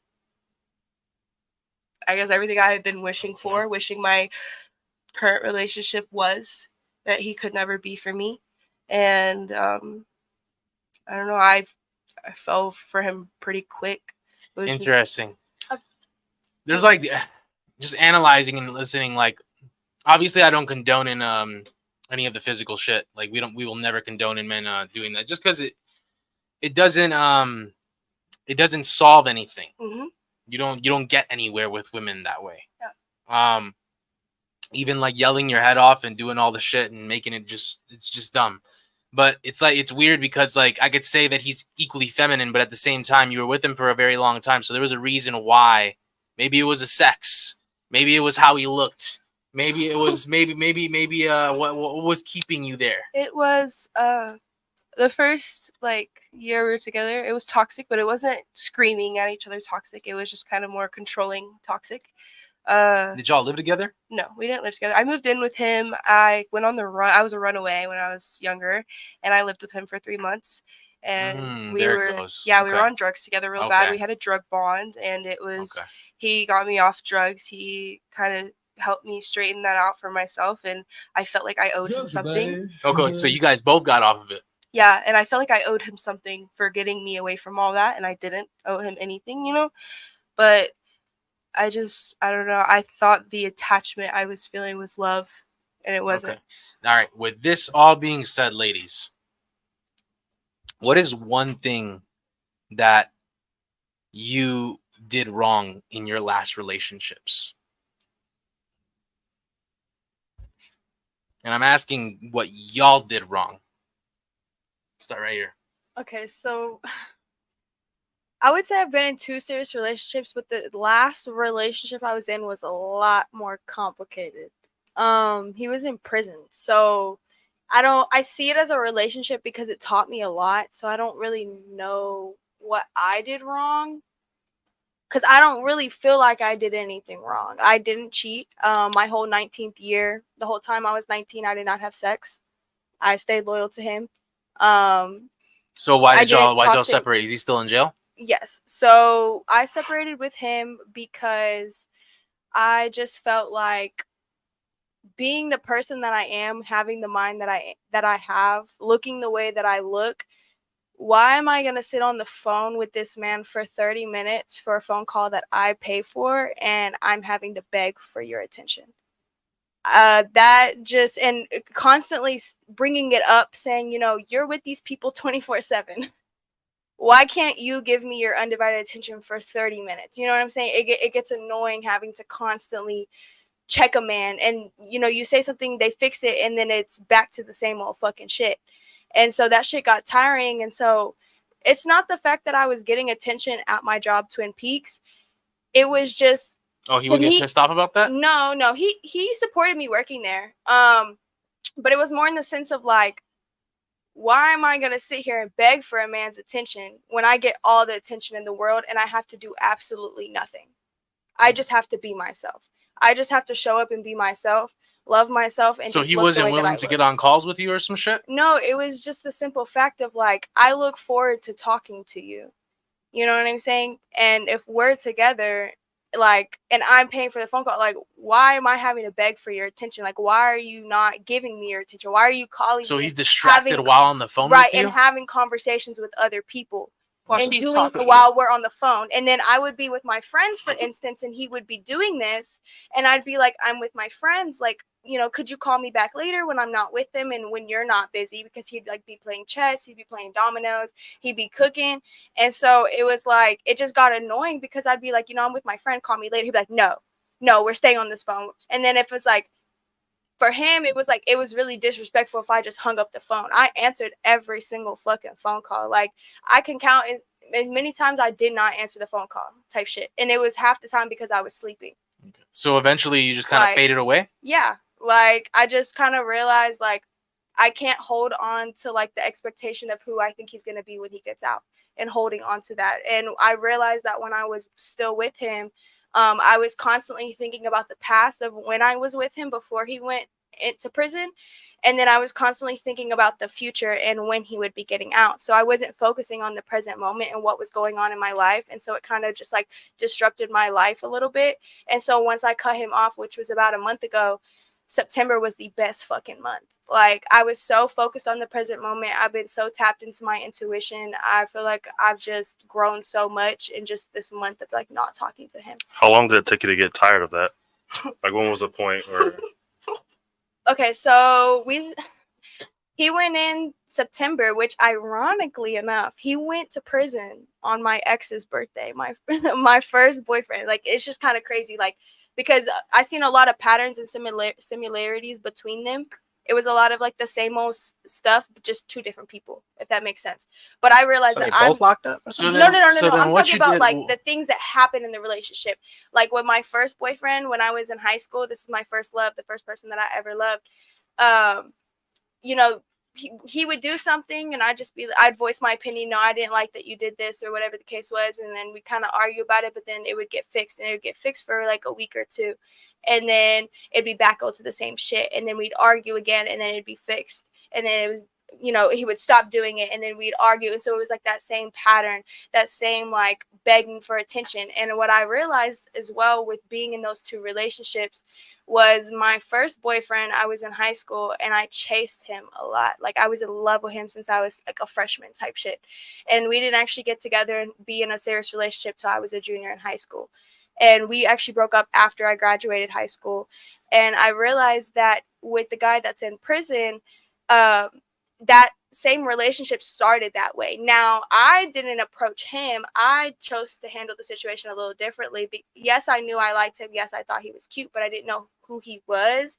And so I kind of took a step back and played my cards right enough to have him come to me. Okay, so then If that what makes you sense. did- But so- I was still like, just the fact that I wanted these men first and then seeing the way that it's like turning out. It's So kinda then like, your problem and what you did wrong is just that you don't know how to choose them right. but I've see it, but with the awareness of that, I've realized that my type is my pattern. You feel me? Okay. So now knowing that and having that awareness, you know, because I would always go for the attractive guy. Like, you had to be attractive, and like personality. Like, not saying that every guy that I thought was attractive didn't have a personality. Like, some of them did, but like that was more of it for me. And I feel like I was going more for the 80 rather than like I was more so going for the 20 than the 80. So like when it comes to a relationship, like, would you rather have the 80? Like, a lot of people get into relationships and they have the 80, right? But then they search for the possibilities of like what the 20 could be. So then they go out and they do this and they realize that the 20 is not like Bro, what are you talking Is Is about, the man? 20 looks I'm or talking what? about like relationship wise. Like, say you're in a relationship with someone and they've got like, it's like 80-20. I've seen something about it. I don't know how to like say it. Okay. The We'll way come that back. they- We'll come back to you. Okay. We'll come back. Okay. How about you? What did you do wrong in the relationship? I would just say I was young. I was overbearing, You were overbearing. as in controlling or just wanting to know what he was doing at all times. Do you think that had anything to do with the way that relationship transpired? Yeah, because both of us were that way. You were both that way, or who Yeah. who was more that way? I'd say him, but I'm still in the wrong for being that way. You know. So it was a back and forth. Like, Yeah, you started and you I- come back and do the I don't think same because one person does something, then you doing it is fine. So tit for tat. Yeah, I think it was just as wrong for me to do it as it was for him. He was more controlling than I was, but I might have been a little more overbearing. That's than how he men was. are, though. We're very Yeah. mate guard. We mate Mhm. guard. Yeah. We're very protective. I got a question. And now you talked about he was very physical with you and you were overbearing as well. Y'all had a toxic relationship. Mhm. Were you physical towards him as well? No, the only time I had ever gotten physical with him is after he gets physical with me, because So you were physical with him. to defend myself. I think if you push me and I'm a Okay. girl, I'm So gonna self-defense. I'm gonna defend myself in any Okay. way that I can, especially if you're a man. You shouldn't be putting your hands on me. So if I'm not putting my hand, okay, like It was never initiated. You were defending. Right, every- yeah. I think if Yeah. your girl socks you in the face, you don't sock her in the face. You can get physical. Y'all are getting physical with each other, but it's just different, you know. No, she can just get the fuck out. Yeah, yeah. That's it. Right. I mean, it's not. But I mean, if she's attacking you, you get physical to control her. You know what I'm saying? But it was never like that with us. I just always had to try to defend myself because he was physical with me. Okay, how about you? What did you do wrong in your last relationships? I think letting past trauma bleed onto my new relationships. So just toxic based off the idea that he might do the same thing that I just ran away from. Okay. I'd say not leaving, even though I had built resentment. Okay, but I'm saying, yeah, you can say not leaving, but I'm talking about what did you personally do wrong for it to completely end? What did I do wrong for it to end? Shoot. What were some things that you that took place within your behavior? The way I reacted to the things that I didn't like. Okay, how would you react? At first, calmly, but when it happened again, it wouldn't be so calm. You going crazy? Yeah, one all stuff strike, you're out. Maybe two. Two strikes, and I'm over. I'm gonna let you know. Okay, actually, going based off of what you were just saying about trauma, ladies, does trauma hurt men more or women more? Hey, before we Yeah, answer go those ahead, questions, Donnie. let's hit these super Yeah, chats. let's definitely hit the super chats. All right, embark on Brilliance podcast for $5. If your guy tells you to change clothes, would you do it? Start right here. Yeah, I put something else on. If I felt like if they were telling me like it looked bad, yeah. It depends on what he wants me to put on and why he wants me to change. Like, let's Okay. say if it's too revealing, Provocative. too provocative. Too revealing. Yeah, no. You're not gonna change? I mean, out of respect, sure. I guess. Nah. She's over here rolling her eyes. Okay, what's up? What about y'all? If he's respectful about it and if it's too provocative, then yeah, just because like if it's not coming from like a insecure place, yeah. If it's more of like him worrying about my safety or guys giving me too much attention, I understand because when you have a girlfriend, you don't want her going out and all eyes on her, you know, because guys are gonna be talking to her. But if he's with me, I don't understand why he would ask me to change. How would you decide the difference? The difference in like The respectful. insecurity and the The actually way caring for you. the way he says it, I think says it all. Like if you the way you Choose to deliver it. yeah, the way you choose to deliver, like, hey, like I want you to change, you know, like you're about to be going out and that there's gonna be a lot of guys talking, you know. Where it was like, yo, you ain't going nowhere looking like that. I'll be like, why? Yeah. And then if you want to come at me in a disrespectful manner, I'll leave in what I'm wearing. Look, I'm not comfortable with you coming out like that. So That's understandable. I'm not comfortable with you going out like that, but it, like you said, it's the way you say it. Like, And you hey, would I'm change? not comfortable with you going out like that. I'm walking out how I am. But if you're like, hey, I really don't feel comfortable with what you're wearing, but okay, I can go find something else to put on. I mean, Okay. About you. So I gotta take a step back real quick. Just a little while ago in the last segment that we were just talking about, you said you're not the type for tit for tat, but yet you say if he comes at you in a certain type of manner, then you're gonna go out however you want. Isn't that tit for tat?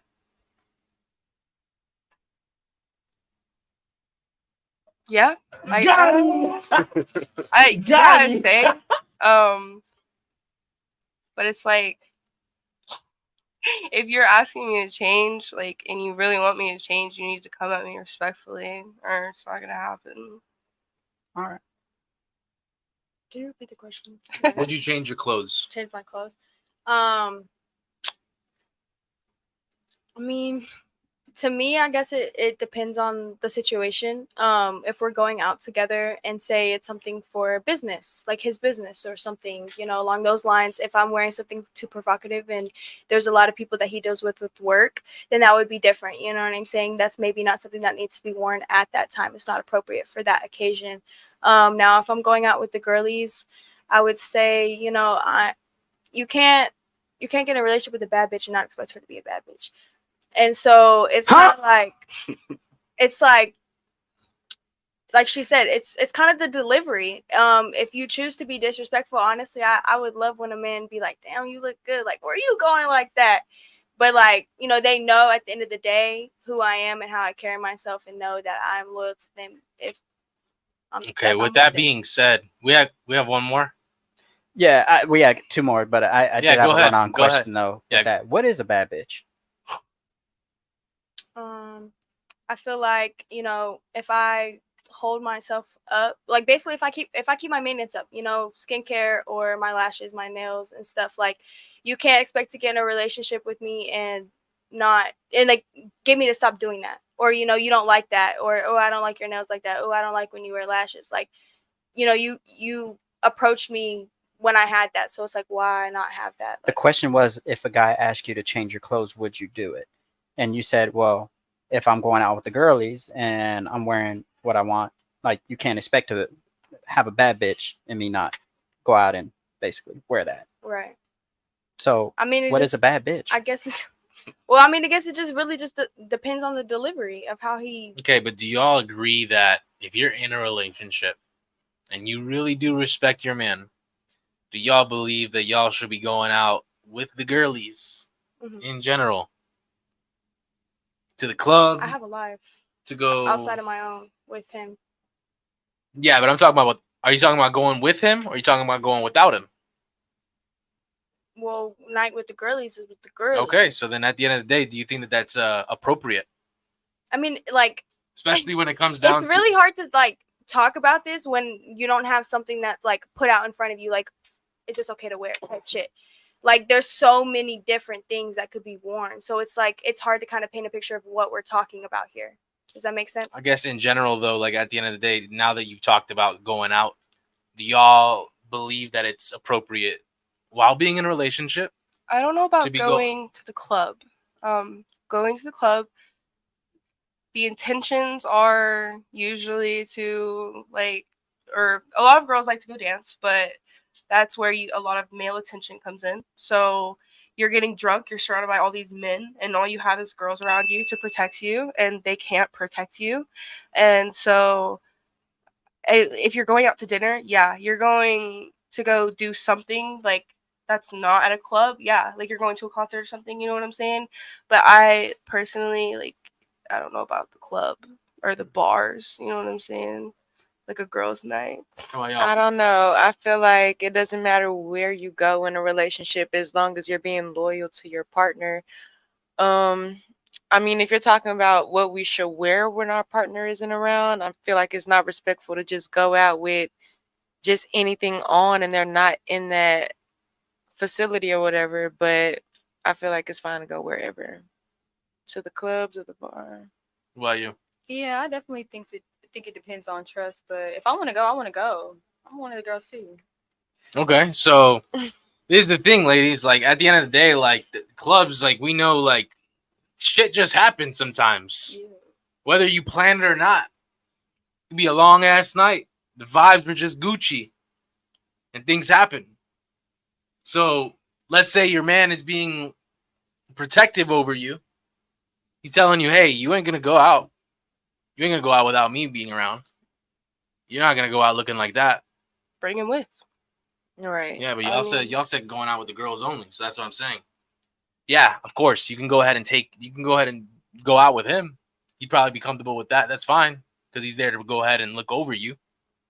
I'm gonna say it depends on those friends. I'm looking at the friends. Like if they're wild, and I know that there's gonna be some bad influence going on. Some girl is like I see they're chill, like they're not up to anything.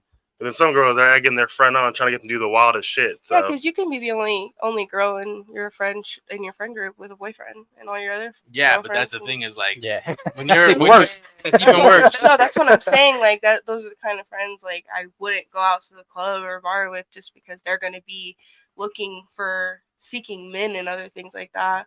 If they're not just wanting to dance and drink. And it's not just seeking men. Hey, I'll be honest with y'all, ladies.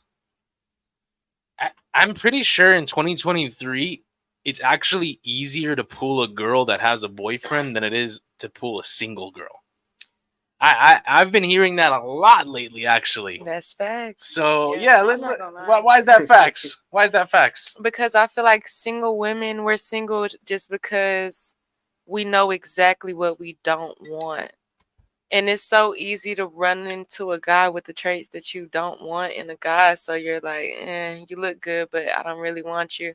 Versus women in relationships, they kind of just want, I don't know, I guess temporary affection or Sometimes they want that new physical. attention. Yeah, Yeah. just something new for validation. the moment, and it doesn't really last. They want to feel like they still got it. Yeah, that's what it is. Yeah. And that kind of goes back to, the whole my question about what's a bad bitch, right? And right after you said that, you were like, oh, I don't want a guy to tell me not to wear my lashes. I get my nails done, those kind of things. But it's back to the clothing that's being worn.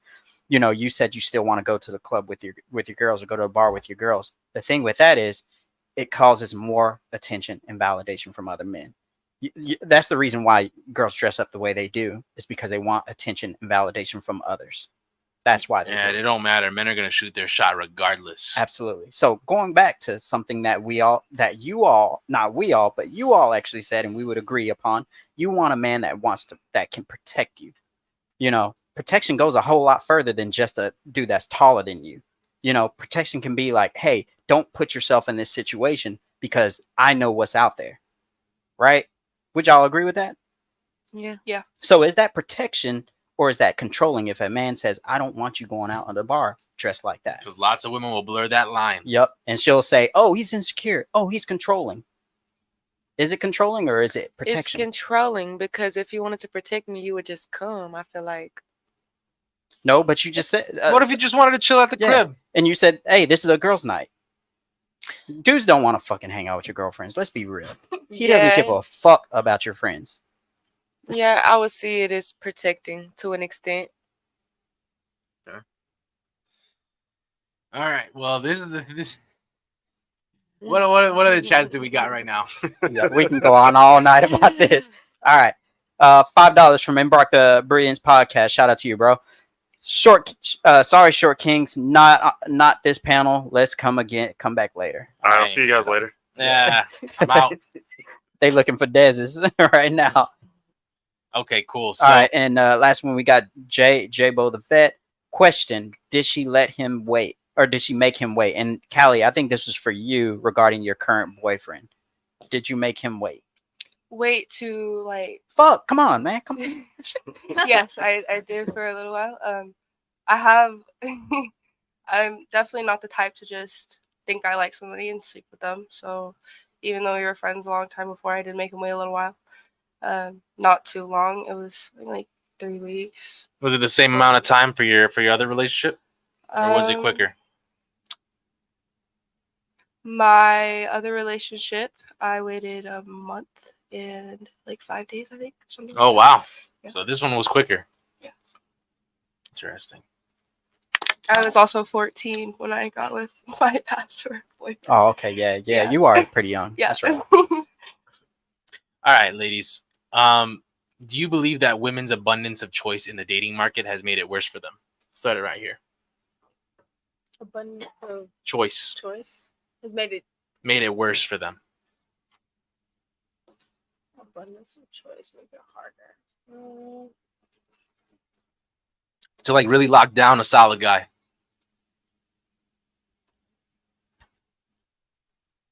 You come back to me, please. Like difficult to find the guy they're looking for, just because. Yeah. Like, do you believe that it makes it hard, like, just to go ahead and really just find a suitable candidate long term? Yeah. But I think I don't know. I feel like you should work hard to be with who you want to be with. If All right. Who do you? your ideal. What about y'all? I feel like yes, because me specifically, my parents were 80s babies. That's like the crack generation. And they all, grew up in that era. They had to raise kids, and those kids are who we're left to pick from. So we just don't have a good mix. That's why I don't date. I feel like I won't find my husband until I'm out traveling or not in Texas. Maybe Texas guys, they're just not for me. So your family's full of crack babies, basically. Crack babies. Oh, okay.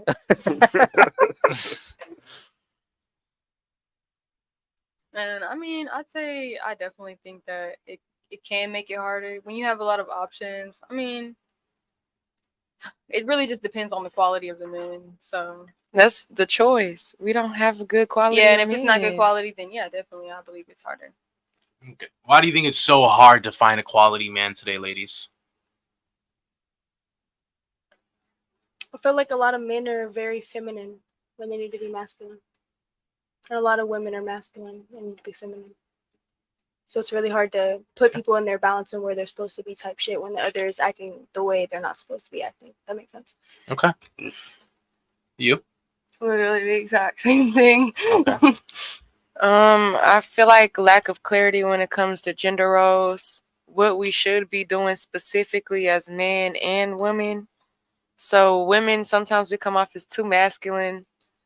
That's something Sergio taught me. Come off as too masculine because we don't really know, well, this is something that I shouldn't be doing, just because a lot of us grew up in survival mode. I guess guys too. So we overplay our roles and it ends up as clashing.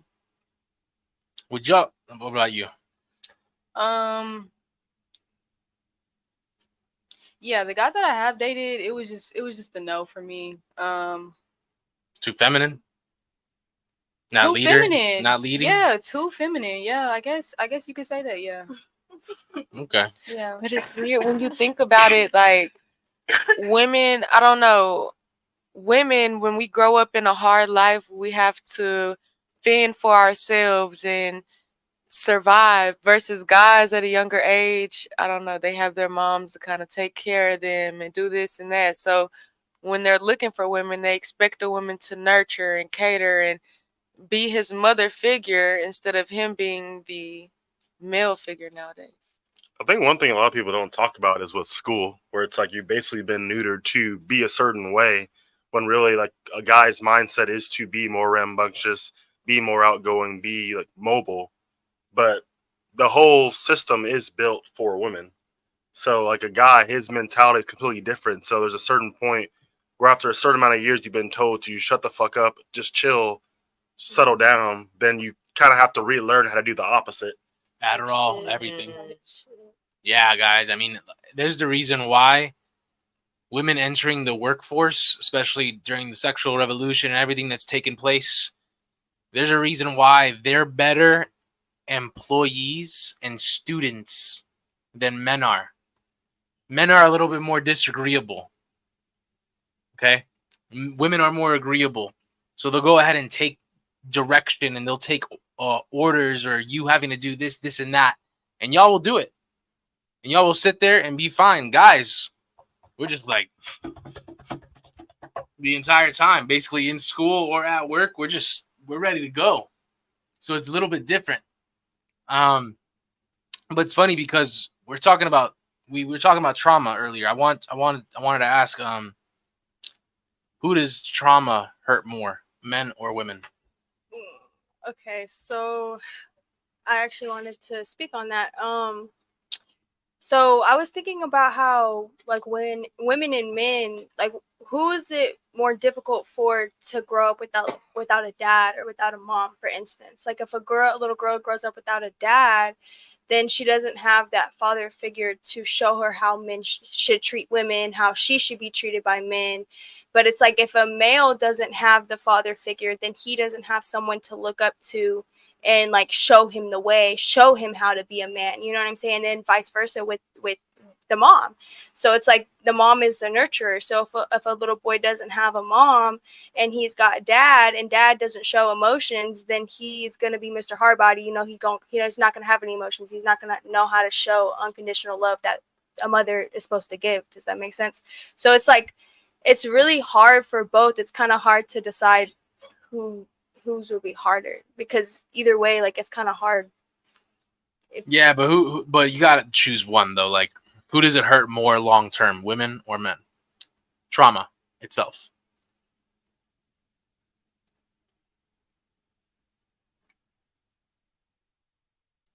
Say women, Okay. because go we ahead. bring life. Okay. Um, I honestly would have to say men, just because I feel like people are harder on y'all to be a man, deal with it, do this, you know, you got to deal with it. And girls are more nurtured, like by everybody, you know, and we have more ways to express our emotions. We have more people to talk to. But let's say it's a girl that wasn't nurtured. Let's say it's a girl that came from straight dark background, like lots of I'd things going say on. then probably a girl, just because I say more sensitive emotionally. We seek things that we didn't have when we were younger, you know, from past trauma. Yo, I'm dead. Logan, did these guys sleep with Nina too? How about you? Who does trauma hurt more, men or women? I feel like trauma hurts men more because women, when we go through trauma, it more so heals us and helps us find ourselves. Versus men, I don't know. It does. But finding yourself in what ways? That's the Yes. thing. If it's so much trauma that if I didn't go through, I don't know where I would be right now. It brings knowledge to us. I don't know. Stop the cap. No, not It's cap. like satisfying pain. Okay. All right. Well, I'll go back to And that. I guess I can see some truth in that, just considering like statistically, emotional intelligence, like women statistically do have higher emotional intelligence. So maybe we do process trauma easier, but maybe that is because of the societal view that people have on men, to where they have to suppress their emotions, you know, be a man, that type of thing. I think it depends on the trauma. I feel like with parental trauma, it fucks up the guy more because then that starts them off to a bad start to where they're not developed properly and they don't seem to handle it because of that emotional intelligence. So they're already starting off with like 1 foot shot. But with romantic trauma, I think it hurts women more because then they almost end up, like you talked about earlier, it's like they're jaded for the next relationship. And so there's a difference between being cautious and actually being open to what's to come next. So obviously be aware of like bad guys, but also be open to the right guy. So that without being jaded. But I mean, kind of going off what you said, boys growing up without a father or without a mother, that leads to, I mean, underdevelopment, I guess, them just lacking that other parent. But females, when we don't have the other parent, that kind of puts us in that mode into playing the role that we don't have.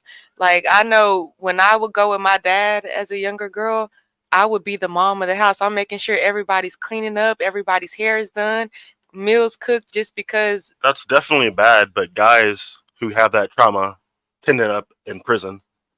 So that's the difference. It's like, it's not good that you have to deal with. That's not good. They had to be a mother, but the other one is. We handle our trauma in a productive way, I guess. Yeah, that type of trauma. It's handled in a productive way.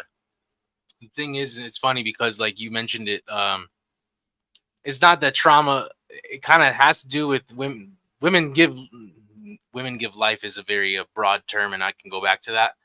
But what I'm going to say is that trauma normally hurts women because it will transpire into the child. Whether it's a son, whether it's a daughter, it will transpire. Your insecurities, your fears, everything that pretty much fucked you up, you're going to pretty much put on your children. And we all know there's a lot more single mother households in America right now, right? Yeah. Okay. Now, this actually leads me into my other question. Are men still necessary for child development?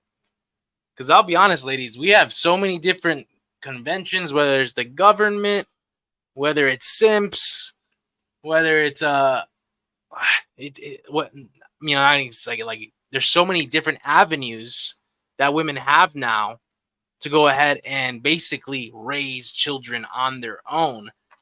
Are men still necessary? I think it takes it takes a village to raise a child. So as I mentioned, I don't really like men, but if I were to pursue a relationship with a woman and we had a child together, I would make sure that that child was exposed to their grandfather or their uncle, so that they did have that male role. And that's only because there are two different, let me not say that, but there are different genders, and I believe that it's important that everyone is able to understand those different genders, just so that we're able to effectively communicate and understand each other. You know, if that makes any sense at all. That makes sense. I've noticed that there's a lot of guys who, if they didn't have that father in their life, if they did have like a grandfather or like someone Right. like that, a male figure, then they did end up okay. But the ones who had no one to replace that figure, Mhm. either they got lucky or they're fucked. Yeah. I feel like it is important to have that male role model in their life. Can you say the question one more time? Yeah, are men still necessary just for child development? Oh yeah, definitely. Just because I have a son and I feel like there's certain things that as a woman I can't teach him about himself so that he can grow to be a man. I can't teach a man how to be a man. If that makes sense. Okay. Say that one more time. I can't teach a man how to be a man. Okay. Yeah. That's gospel right there. Fact. Okay. I do think men are necessary just because I think a little girl needs her dad just like a little boy needs his dad or a male figure, just to show them a sense of direction, you know, in that way. But like me growing up, I was a mom and a daddy's girl. I had both my parents growing up, Are they and still together? no, they're not. But I live with my dad, and he definitely helped me a lot when I was younger. Just things my mom couldn't do for me. You said you ran away. Did you run away from your mom? I ran away because my dad found out I was like doing exos, and I wasn't really bad or anything. I was doing them every once in a while, but he was gonna like take away my life. He was gonna take away my door, my phone, like the block off the bathroom door, like Mhm. turn everything. And I just ran away. I was immature, didn't know what I was doing. you Now know? looking back, do you think that that was kind of necessary? Yes, and I wish I would have stayed just to see how that would have played out. But Okay. after running away, I do have a better relationship with my dad, just because I when I came home, I opened up to him and told him everything. So, Okay. Can you repeat the question? Are men still necessary for child development? Very much so. Kind of piggyback like to what I had said about the little boys needing a role model, and same with the girls on how to be treated by a man. Yeah, I mean, the reason why I asked this question is because it has more to do with the disciplinary. I haven't done research on this much, so I don't have much studies to back this, but I truly believe that the father should be disciplining the son and the mother should be disciplining the daughters. What do y'all think about that? 100%. Why is that? Go ahead. I'd say just because the way, like, I guess the minds are set up, if that makes sense. Like, men are very simple minded, so my husband may be able to explain to my son and discipline him in a way that he'll understand, and I may not be able to do that in a way, if that makes sense. Or, you know, if he is going to be that role model for him, then if my husband knows how to handle his emotions and stuff, then I want him to teach our son that he could do that or whatever.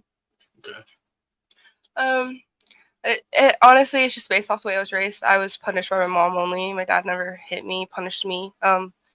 And he thinks he shouldn't punish me. He thinks if something goes wrong, like he doesn't ever feel the need to hit me, he will yell at me.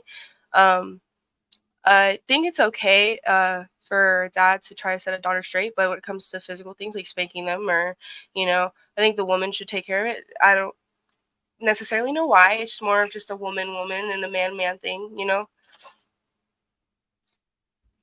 I agree 50-50. I feel like it just depends on what the kid is being punished for. Because some things as a kid, they just came off way more effective when my dad said it versus my Okay, what if mom. your son like completely is disrespectful to you? Like nothing you do is like gonna like stop him. Then he needs his dad. Yeah.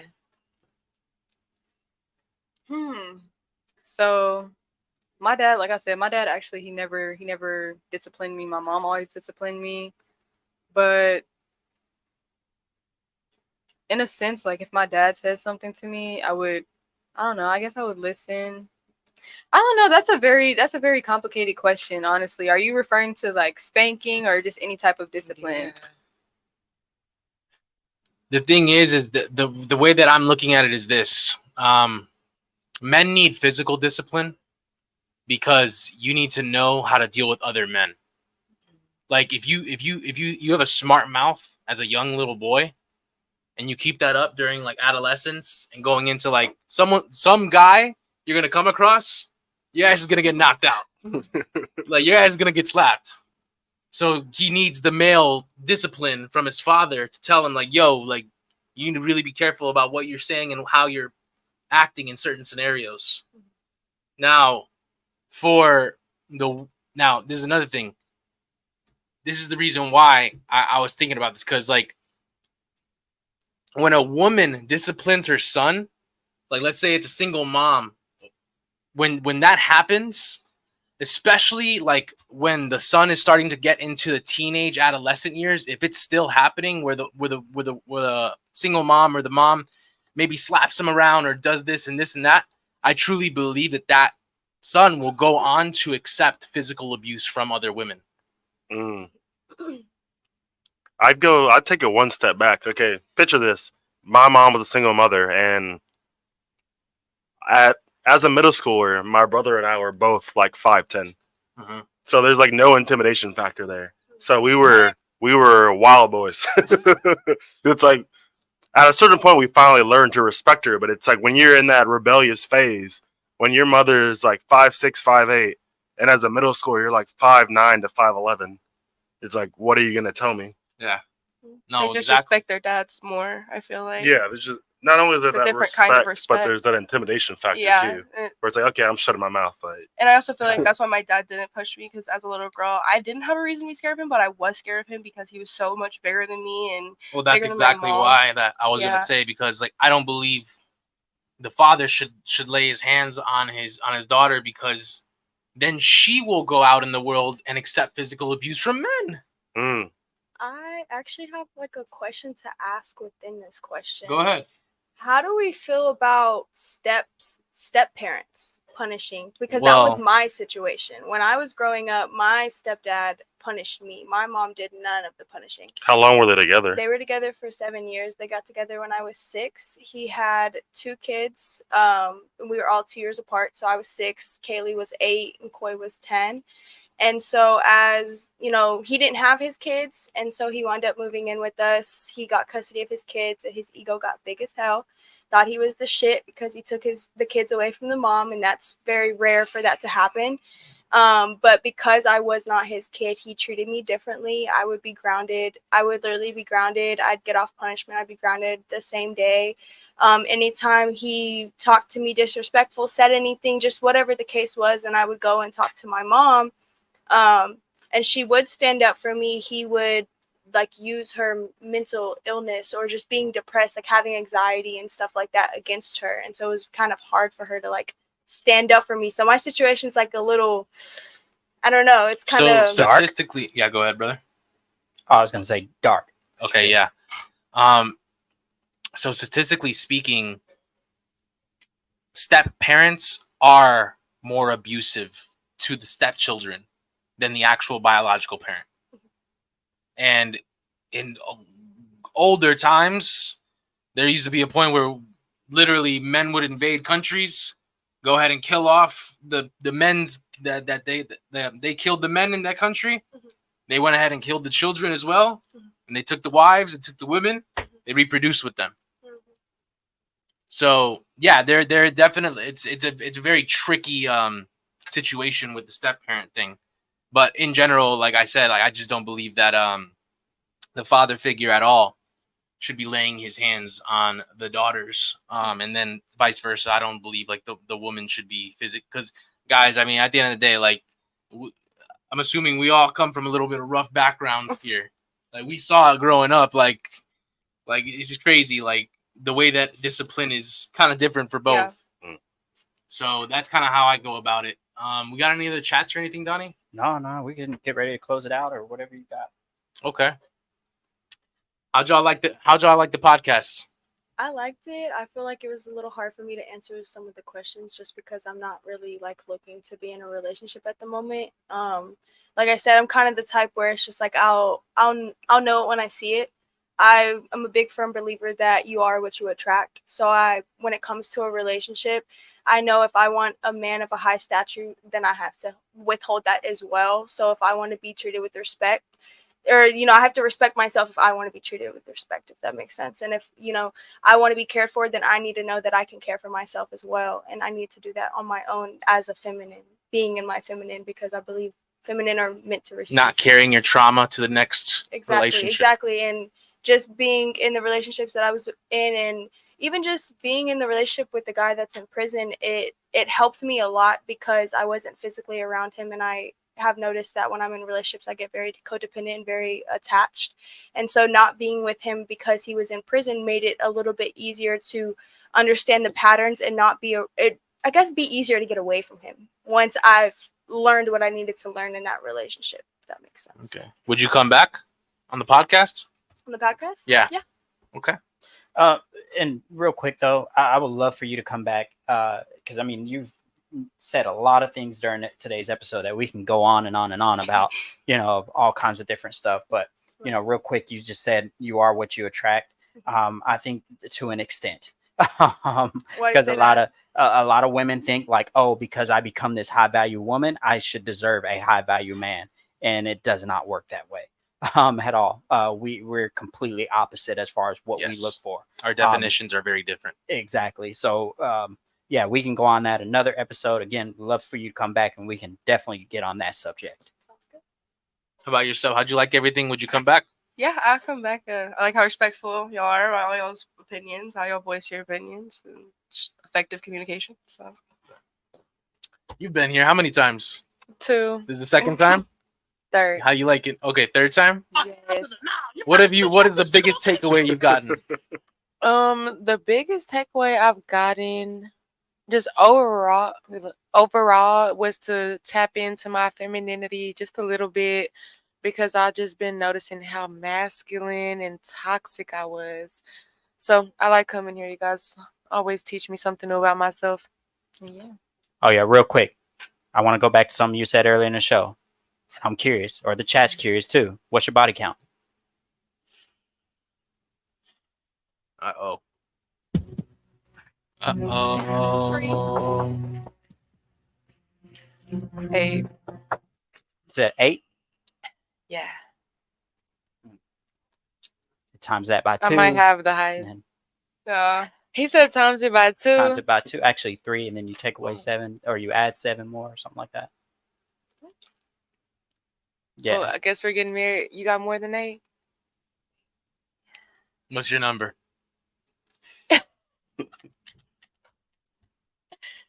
3. It's always 3. 9. 10. Okay. And how about you? How'd you like everything? Would you come back? Definitely, I loved hearing everybody's perspectives on everything. I thought it was really cool. Okay. Hopefully we don't make you hate men more. No, it was actually very insightful. I bet. And I don't hate men. I love y'all. You know. Don't prefer for yourself. Yeah. Nah, we lit. Honestly, for everyone watching, for everything going on right now, y'all have no idea. We are going to continuously blow up this podcast. We're going to make sure that everyone knows about us in Dallas, Texas, and beyond. We're already crushing it here. Sergio is crushing it on the back end right now with everything emergent values. I'm telling y'all, if y'all are seriously seeking guidance, mentorship, companionship with men that truly are seeking to be the best versions of themselves as well, and are only looking to teach other men and women how to do that too, I'm telling you, there are not many mentorship programs that actually focus on both men and women simultaneously. So we're one of the few. And we're seeking to go ahead and make sure that we put a dent in this marketplace right now, because the world's going crazy. And to be honest, we're about to enter another political year very soon. So it's about to get crazier. And I'm really proud of how we have someone for like each different market. So we got to divvy it up really well. So if there's any particular topic or subject you want to focus on, we got you. Des, you got anything else to say? Just gonna plug myself real quick. On Sundays, I got a podcast, Fabric of Culture. It's on my channel, Desmond Broadway. I'm interviewing different creatives, models, fashion designers, DJs, anything you want. Check it out Sunday live at 1 p.m. You do street interviews? I do street interviews, fashion tips, anything like that. Okay, perfect. Yeah, guys, he's growing fast. Make sure you guys give him a subscribe. Make sure you follow him on all areas. Do y'all want to do some quick plugs really quickly for your social medias? OnlyFans, if y'all got it. Yeah. That's crazy. Go Y'all ahead. if y'all are looking for some good alternative R&B music, y'all can follow me on Instagram or anything at MEROCCI. That's Meraki. Ooh, I love me some R&B. I'm gonna check it out. Okay. You. Oh, y'all can follow me on Instagram, Kai Hendrix, KYYHENDRIX. My Instagram is K the Creator. All I do is crochet. I make plushies. I make clothes, and yeah. My Instagram is Chloe Sophia 222. All right. And you already know, Lord Julian Throne. Thank you, Donnie, for crushing it with me. Let's go ahead and run it, guys. We'll have a good night. Y'all have a blessed evening. Take care.